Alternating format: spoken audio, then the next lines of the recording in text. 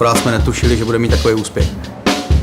Takže vlastně jsme chtěli otevřít pouze kuchyň, kde by se vlastně vozilo jenom jídlo. A vlastně to malý bistro, to vzniklo vlastně jakoby vedlejší produkt.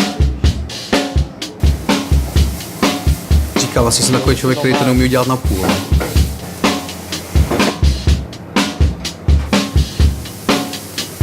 Prvotní motivace zahájit podnikání bylo, že už jsem asi nechtěl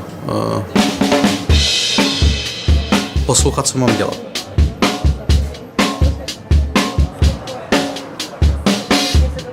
Kuchyní být pro mě znamená to, že můžu uplatnit vlastně to jediné, co umím.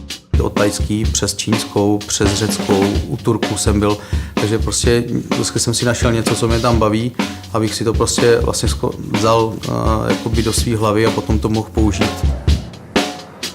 Jako samozřejmě pro peníze to dělá každý, ale člověk musí do toho asi dát vždycky kousek sebe.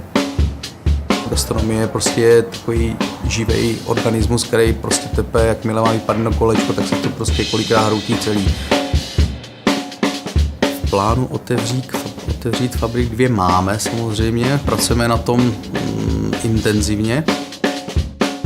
Mé jméno je Oskar a chci, aby naše restaurace Fabrik byla nejlepší ve městě.